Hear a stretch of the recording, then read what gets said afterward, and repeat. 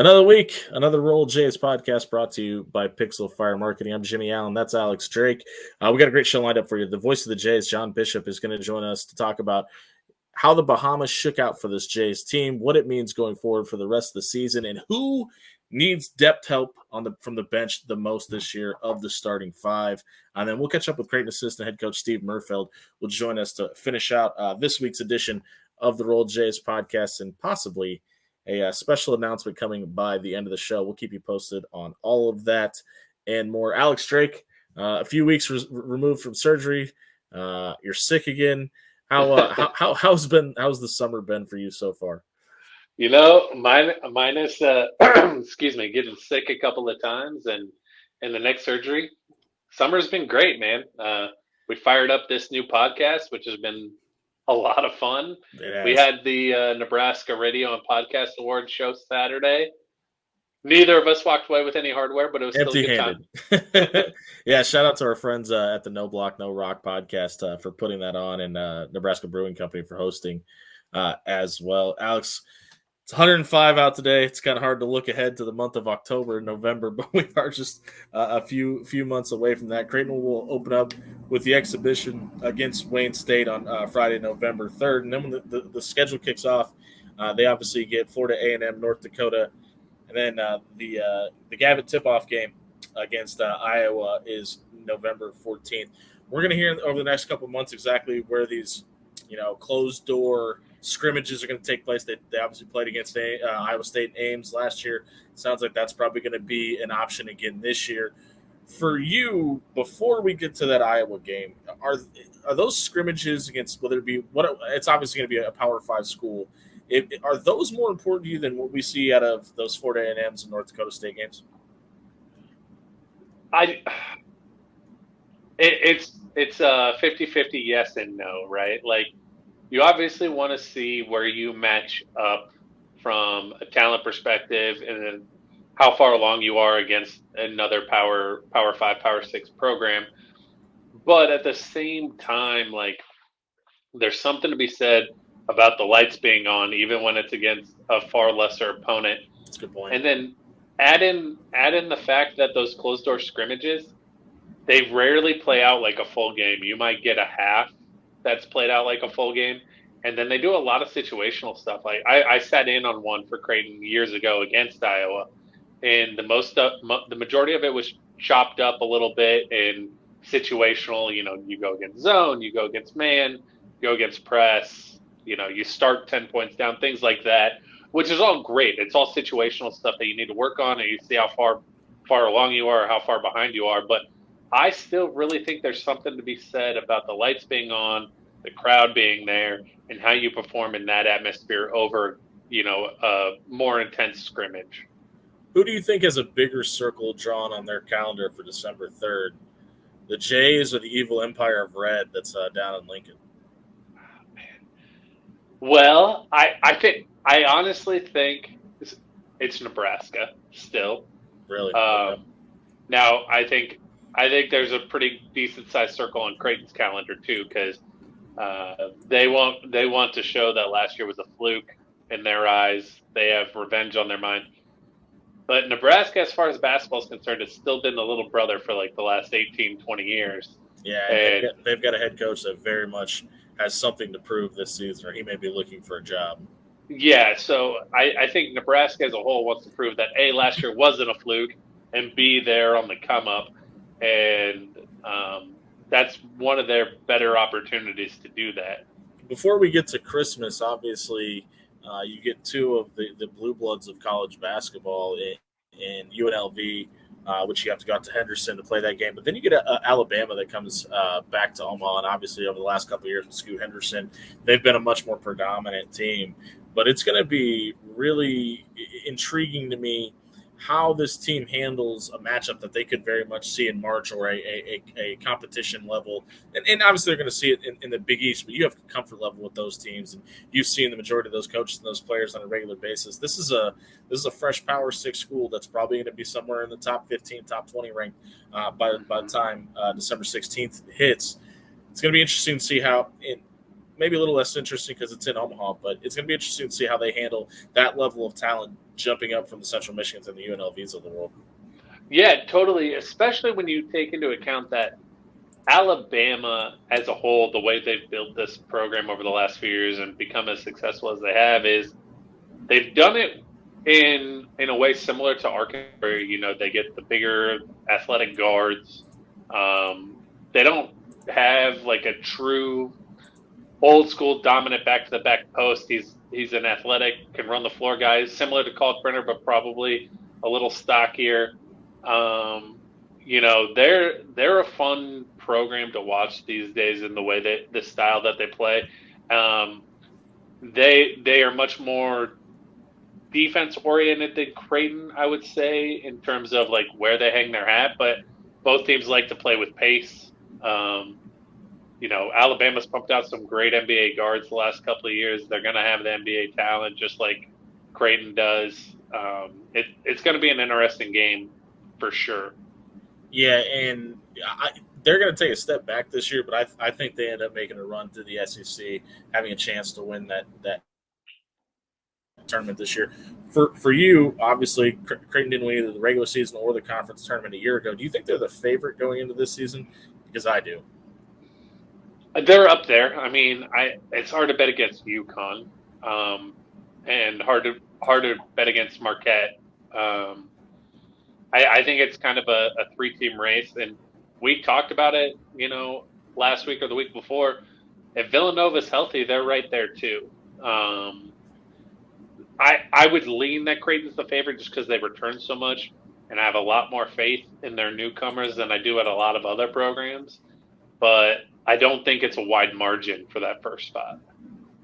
And obviously, it looks a little different for UConn this year with Adama Sanogo heading off to Chicago to play for the Bulls. And the one team that you left out was Villanova, and they're healthy again. They returned a ton of talent this year, too. It's going to be, in my opinion, it's a 4-horse race, but I think Creighton's got the best chance. And with the depth that they've added and the experience that they have coming back, and with 3 guys in Baylor, Trey, and Ryan understanding what it takes this season with that core group of guys, I think helps them a ton. 2 guys that are going to have insight on that are John Bishop and Steve Merfeld. We're going to get their thoughts when we come back here on the Roll Jays podcast, brought to you by Pixel Fire Marketing. Do you need a customized online marketing plan and creative campaigns to help scale your business and achieve goals in 2023? Pixel Fire Marketing can not only help you achieve those goals, but we will help you crush them this year. Pixel Fire Marketing lives and breathes digital marketing. Pixel Fire Marketing has experts in strategic content creation, social media marketing, and website development. Check out Pixel Fire Marketing today and attack marketing in 2023.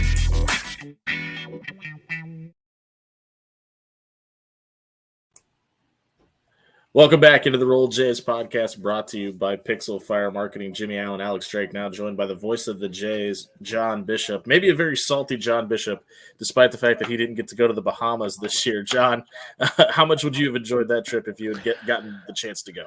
Oh, I mean, the wife would have really enjoyed it because she loves going to the beach. I would have loved to have gone just to, see the team. I can do with or without the beach. I'm fine either way. But yeah, it was good for the team. If sacrificing me was necessary, that's fine. I can live with it. We obviously saw the big performance from Trey Alexander. He wasn't alone. There was a couple guys that put up double digits. Who do you think benefited from a roster standpoint? Who do you think benefited the most from this trip to the Bahamas? Well, I mean, really, it's all the new faces, right? Yeah. I mean, certainly it's the team as a whole because everyone's got to mesh together. But I think, everybody who either had less minutes last year or certainly the newcomers like Ashworth or Lawson, Josiah Dotzler. I mean, it may have at least helped his case if indeed he's going to play this year instead of redshirt, which has usually been the MO with a lot of the young freshmen. It helped Fred King, get a chance to first play in front of his family and friends, but also add a few minutes. But certainly Mason Miller was the one who attracted a lot of the attention. He hit half of his threes, looked a lot more comfortable out there. The hitch in his shot, or at least, the hesitation at times didn't appear to be as noticeable as maybe as it was last year. So, yeah, I would start with all of the newcomers, but then I would also, just fold in the team at large. I really think, you go back to when they went to Australia, when they went to Italy, certainly those trips benefited those teams. But I think given all of the newcomers and how much expectation is on this squad equaling or maybe even exceeding to a degree what they ended up doing last year, this I think was really important, not as much for the games in the Bahamas, but for the extra practice time that they got. Because talking to Mac last week, he said, I asked him, well, does this like catch you up to where you would normally be given, the roster turnover? And he said he actually thinks the team's ahead. Wow. Because, you got those extra practices. You're trying to work at least, well, it's going to be at least 2 new faces into the starting lineup. With Kaluma and R2 being gone, Ashworth's going to fill one of those spots, and it's either going to be Miller or Trout in the other. And I would lean probably Mason Miller right now. So, when you factor those things in, just getting a chance to play together, to understand everything when they come back in September and start, the fall camp in earnest for the start of the season. Mac thinks they're going to be a little bit ahead of the game. So if that's the case, huge benefit for the timing of all of this. John, you mentioned Mason Miller. Obviously, he played great down in the Bahamas, and that position is something of note in the off season. Do you foresee a world where next season where maybe the starter at that position is a game-by-game decision and not necessarily locked in for all 30-plus games?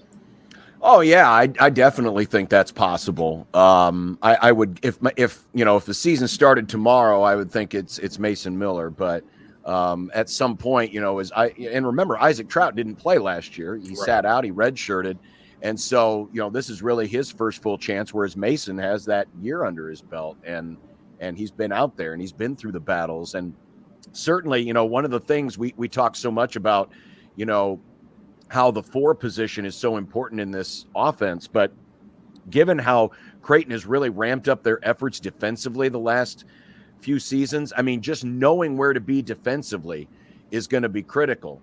And knowing what to do in those spots, roll and recovery and things of that nature.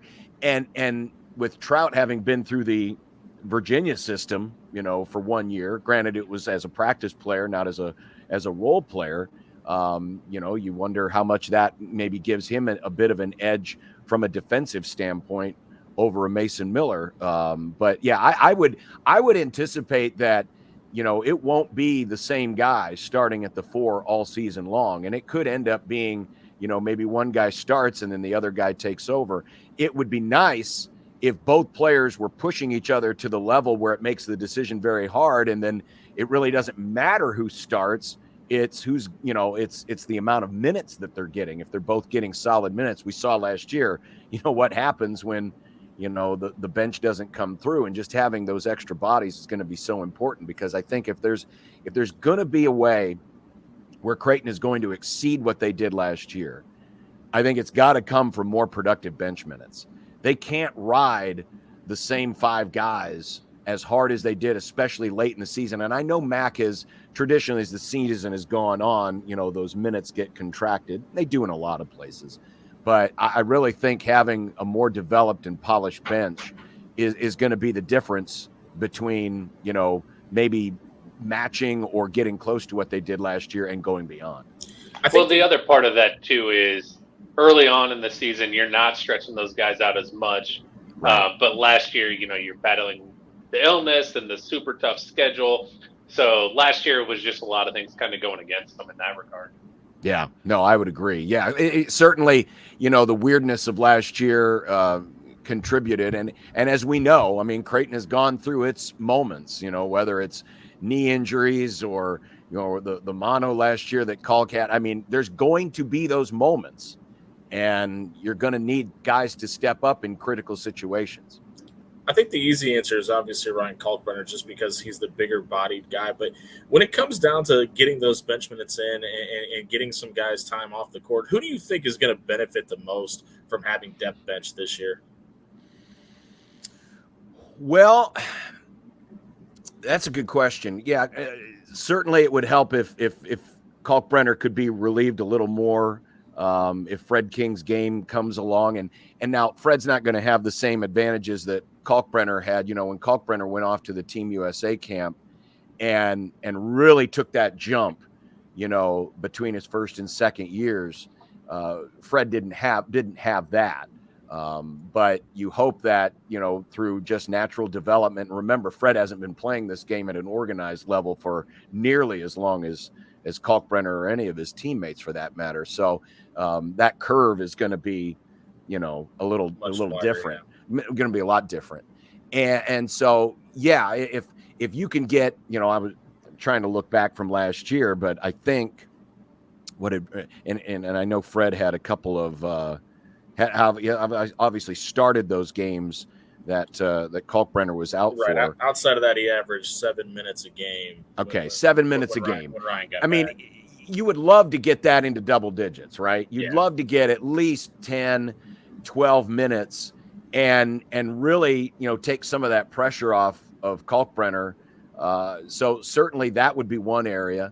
Given the situation at point guard now with, Trey taking some minutes and Ashworth taking some minutes, any breathers you can give Trey Alexander. So Lawson's development, and I don't know how quickly he's going to become along. I know Mac talked to me last week, transitioning from the Memphis system to the Creighton system are certainly different. So there's going to be a learning curve there. But if you could get, Trey off the floor for a couple of extra minutes here and there, I mean, those are your two main guys anyway, right? I mean, it's Trey and it's Ryan. So if you can find a couple of extra minutes here and there for those two guys, I think that would go a long way.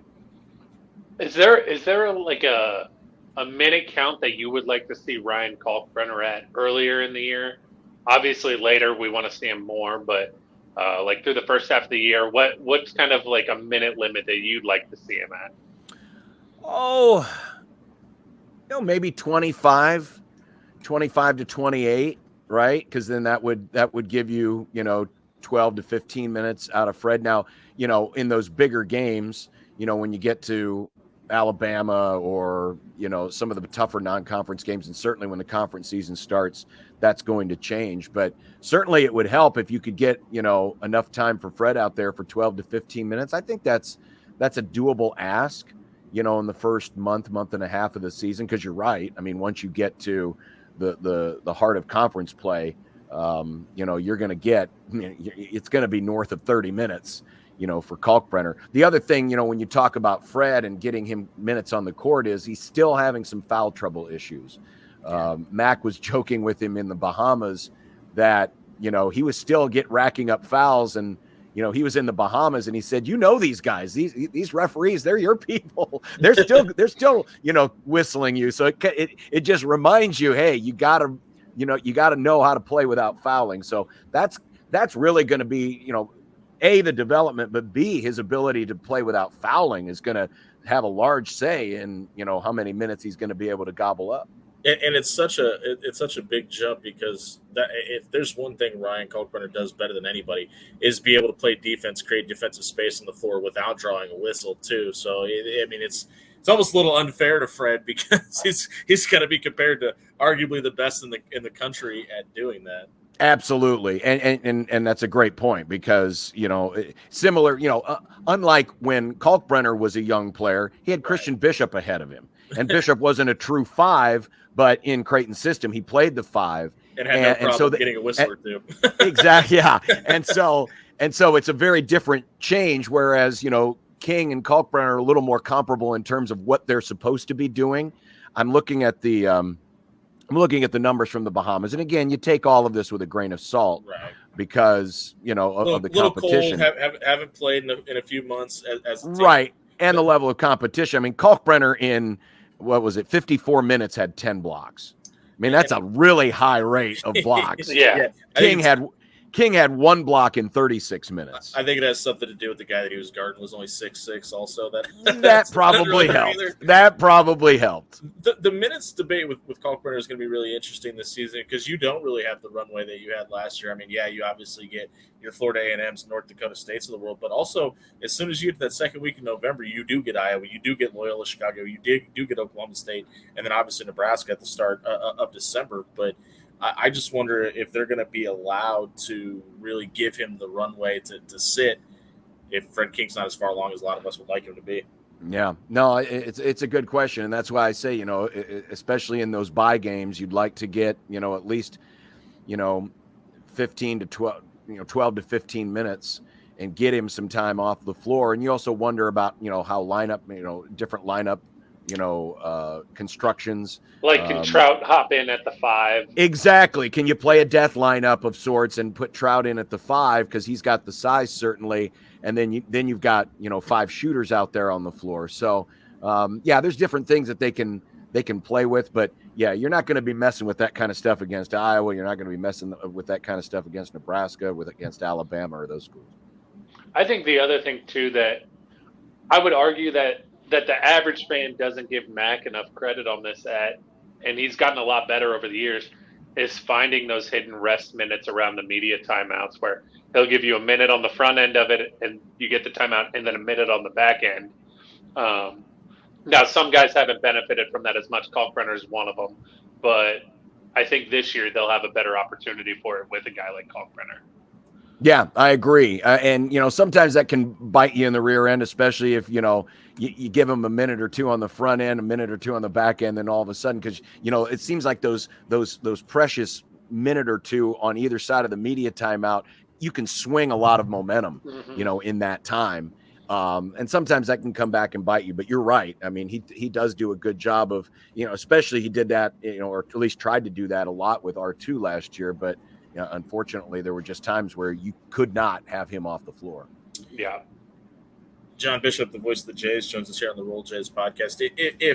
If Ryan Kalkbrenner is the obvious number one answer for most important guy for this team to have success in March and earlier in the season, who do you is it Trey, or do you think a guy like Baylor Shireman, with his ability to rebound the basketball and what he can do offensively, who's number 2 for you in this lineup for most important to get further in March? Well, it's Trey. It's certainly Trey, but not to undersell Baylor because, he's the next, most experienced guy on the team, but arguably the most experienced guy, period. It'll be his 5th year of college basketball.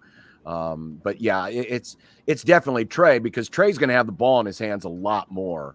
Ashworth, while, he is a point guard, is not a true 1-to-1 replacement for Ryan Nembhard.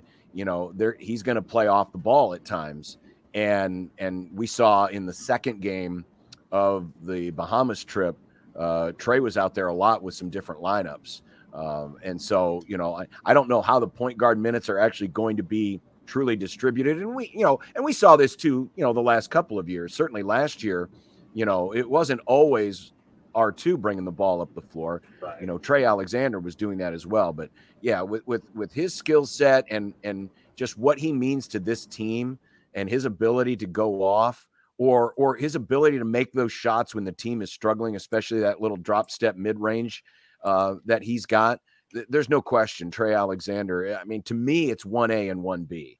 Kalkbrenner and Alexander, because this is the heart. Those two guys are the heart and soul of the team. The Rams going to make the playoffs this year? Probably not. Probably not. Neither are my Patriots, John. And your Cubs are taking out my Giants in baseball right now. So well, yeah, I thought the Giants were a lot further ahead, and then I saw the standings last night. I said, oh man, we passed them. Now the problem is you got like 4 or 5 teams battling for 2 or 3 spots. So it's going to be a long season. We're still thinking division though. We want to win the division. Hey, it's Kyle Harrison Day for the Giants today, so we'll see what happens. Maybe a little rebound. You certainly would hope so. John, we always appreciate it. That's the voice of the Jays, John Bishop, here on the Bluejays podcast, brought to you by Pixel Fire Marketing. We'll be right back with Creighton assistant head coach Steve Merfeld on the Bluejays podcast. Do you need a customized online marketing plan and creative campaigns to help scale your business and achieve goals in 2023? Pixel Fire Marketing can not only help you achieve those goals, but we will help you crush them this year. Pixel Fire Marketing lives and breathes digital marketing. Pixel Fire Marketing has experts in strategic content creation, social media marketing, and website development. Check out Pixel Fire Marketing today and attack marketing in 2023.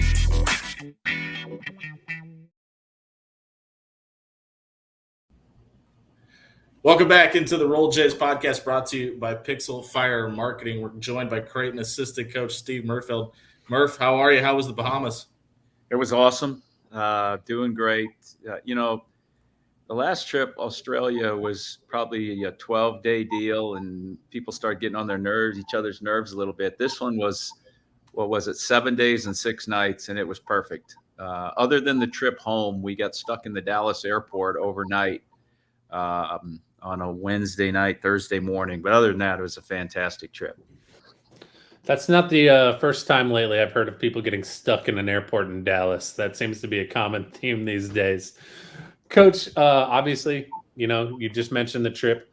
What was the biggest bright spot for you coming out of that trip?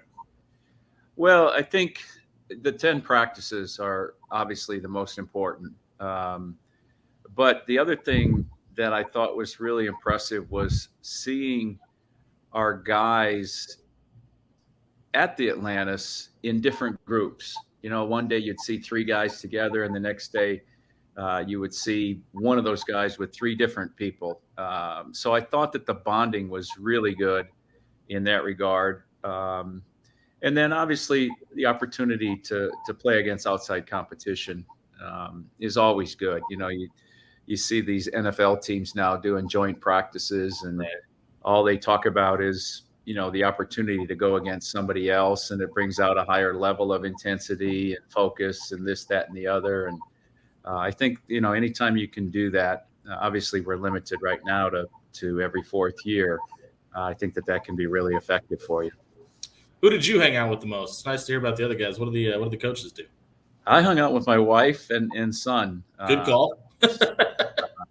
Yeah, it was enjoyable. I mean, every day. The good thing is the last 2 games we played at 11 a.m. and had the rest of the day basically, and the next day as well to do excursions and whatever the case may be. But a lot of people, got together at the pool, and it was enjoyable. It really was. It was good to see our guys in different lights. We caught up with Jalen Courtney Williams after you guys got back, and he kind of mentioned to us that Ryan Kalkbrenner has kind of found this new gear in the form of trash talking and kind of being a little more vocal while he's out there on the court. And he let us in on a little bit of a secret that when Trey Alexander tweeted out that tweet that said, "Don't poke the bear," it was kind of Ryan was the one poking the bear on the sideline. Does he seem more comfortable in a leadership role this year than he had previously? Well, I think he's going to have to. Obviously, he's our most experienced player in terms of he's been in the program the longest. Obviously, Baylor's older and Francisco's older and have played more. But, he's a confident individual. The one thing you want is for sure that, the chirping doesn't allow him to lose focus, that he can still put his play to doing the talking rather than the chirping, because chirping is good. It's confidence and all that. But bottom line is you got to back that up with your play. How was it for Frederick King to be back in the Bahamas, and what did you make of his play down there? I think it was awesome. The number of people, we're going on a catamaran tour, and the guy next to us in his boat looks at Fred and says, and Fred recognizes him, and they go over and talk and have a nice chat. And, in that regard, it was really, really good for him. I think sometimes we forget, what an international player, Bahamas, Argentina, what Francisco goes through. It's just different for him. And for Fred to be back in his own culture, with his own people, I think was comforting, and he played well. He did some really good things. He's gotten better in some areas that we need him to. And, Ryan Kalkbrenner played too many minutes last year. Factor that in with the mono in early December, and he was just worn out. So we need Fred to contribute. We need him to play 10, 12, 15 minutes a game. And that's yet to be determined. He's shown signs for sure, but there's still a maturity that has to take place as well. Who of the new guys, and we'll even rope Fred into that, the new guys or the younger guys, who do you think had the best who had the best performance or maybe came along the furthest of the newer guys while you guys were in the Bahamas? Well, I think, obviously Stephen Ashworth is running the point. So that's going to be very, very important. And he did nice. So he didn't shoot it particularly well in the Bahamas, but obviously that's nothing of concern to us because over time he's proven that he's a tremendous shooter. Our four men rotated. I think we started Mason the first game, and then Isaac Trout the second game, and then Jason Green the third game. And all of them did some good things. They were very active on the offensive glass. Mason shot it particularly well. But that's what we need out of that position is guys that make winning plays for us. They're not going to need to score 12, 10 points a game, the combined maybe, but individually we need that position to do a lot of the little things that just aren't recognized in the box score, but make winning plays for us. And their ability to offensive rebound, I think they had a combined total maybe of 14 or 15 offensive rebounds. And if you break that down, that's 5 extra possessions every game. And if they can do that for us, that will be very important to our success.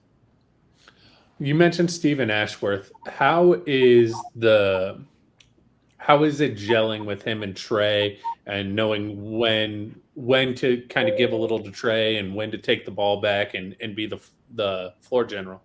Well, I think that you have 3 guys really. I mean, Baylor could play the point. He may have the best court vision of the 3, but all 3 of those guys are willing to give the ball up, and that's.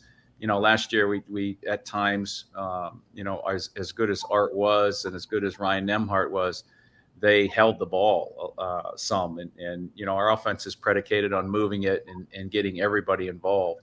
And I think that the nature of those 3 guys is to let the system work for them. And if they continue to do that, and it's like a quarterback, who do you throw to? Do you have a favorite target, or do you just throw to the open receiver?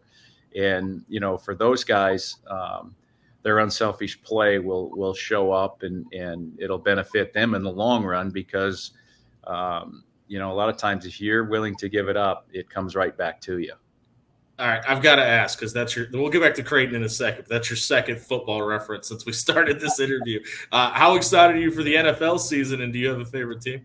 I am very excited, and one of the reasons that I'm excited is I'm a St. Louis Cardinal baseball fan, and it's been a dismal, frustrating, disappointing season for them.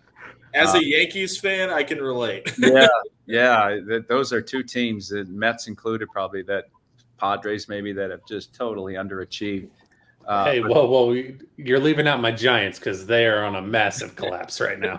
Oh, really? See, I at one point they had really made a nice run. Stopped. Yeah, abruptly.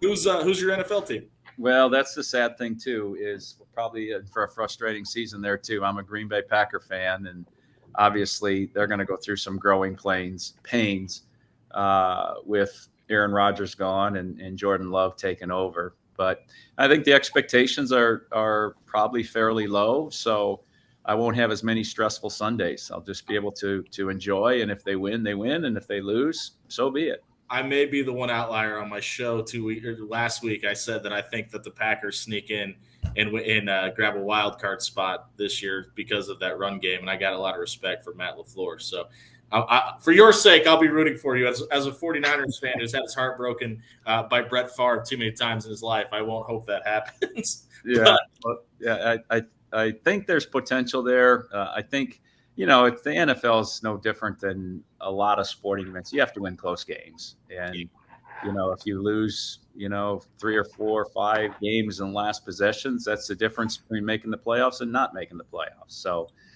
it'll be interesting, but yeah, I'm very, very excited for the start of the season, not only NFL, but college. And, this time of the year, it gets a little boring, so to least, as baseball's kind of winding down. Back to your squad for a second. Who do you think, since obviously the loss to San Diego State till now, who do you think on this team, 1-2 guys that have maybe made the biggest improvements from the end of last season to where we sit today on August 18th? Yeah, great question. And I think you got to look at the big three. I don't think you can just look at one, of the returners. I think Baylor has done a phenomenal job with his body. And because of that, his working with Jeremy Anderson and putting in the extra time, he's a better defender than he was. He's more fluid. He's able to move better. I think he's made great strides. Trey Alexander has had a great summer. Basically, once he decided to come back, he's been totally committed, and he's had opportunities to go to some other top 25 camps. He's performed well at those. And then Ryan Kalkbrenner, has taken it to a whole nother level. And part of the deal is those guys are all fringe NBA type players. And, what's it going to take? And each one's different in their own regard. What's it going to take for each one of them individually to get over the hump and become, an NBA player? Because that, just like it's a jump from high school to college, that's a tremendous jump from the college ranks to the NBA. So, hopefully our style of play benefits them in that regard. But if they're going to, make a career of this and make a living of it, they've got to be committed off the court, not necessarily off the court, but committed to do more than just the practice time with us. Coach, I got to ask, when we see guys at the free throw lines, everybody kind of has their own approach to how they shoot. We've seen Marcus Foster do the around the back one dribble shoot. Trey kind of does this thing where he goes like this and takes a deep breath. Do you know where that comes from? I really don't. I mean, I haven't noticed it. All I notice is the ball going through the net at the end. Yeah, he's pretty good at that portion too. So then that's, this team should be a really good free throw shooting team.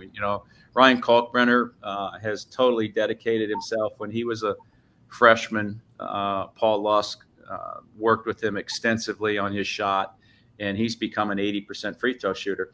Now, the key for Ryan is, can he take that now to the 3-point line and not be an 80% shooter, but become a high 30% shooter? And he's working at it. Obviously, that's going to be an important thing for him for the next level. But Trey's a good free throw shooter. Baylor's a good free throw shooter. I would anticipate that Stephen Ashworth is going to be a good free throw shooter. And as we said, I mean, sometimes that's what comes down to winning and losing is, making free throws at the end of games. I have to ask, because last year, obviously, Ryan, for a large portion of the season, led the country in field goal percentage.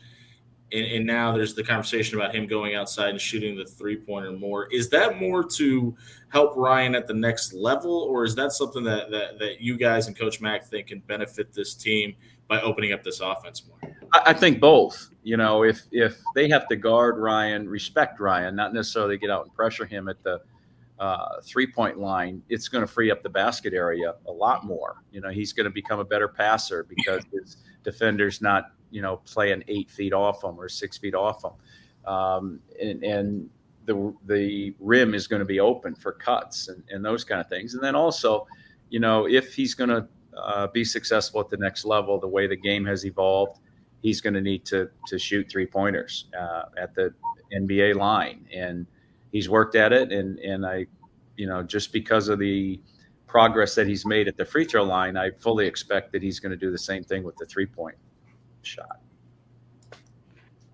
Yeah, well, we're looking forward to seeing Ryan look a little bit more comfortable out there. I think I have felt he's shown the ability to be effective out there. It's, he just needs the confidence. Coach, as we gear up towards the season, what does kind of the rest of the offseason look like for you guys? Well, I think most importantly, because of the extra practice that we had this summer, other than, having the guys in with Jeremy Anderson weightlifting, we didn't do anything this week. Classes started on Tuesday. We didn't do anything with them on the court this week. We won't do anything with them on the court next week. It's important that they have some time on their own to recover. And then the following week, I guess, which would be the last week of August, we'll get back to some team workouts and some individual work for about a month. And then the last Tuesday of September, official practice begins. And we'll get 30 practices in the 42 days leading up to our first game. And, that's where it's going to ramp up. And hopefully, and Coach Max says this all the time, we don't need you to be in great shape right now. We need you to be in good enough shape to get through practice so that you don't get hurt because of not being in shape. And then the process, the way that we play, and Jeremy Anderson's input, the fast pace, et cetera. We don't have to do a whole lot of conditioning outside of practice. That usually takes care of itself, and in the best way, because it's actually playing the game of basketball. Well, Coach, we greatly appreciate your time. That's Creighton head assistant coach Steve Merfeld. Coach, we'll catch up with you in a few weeks when we get closer to the season. Thank you very much for your time today. Sounds good, guys. Enjoy a great weekend, and we'll look forward to catching up at another time. We'll be back in Thanks, a few Coach. minutes. We have maybe a special announcement waiting for you. Stay tuned. You listen to the Bluejays podcast brought to you by Pixel Fire Marketing.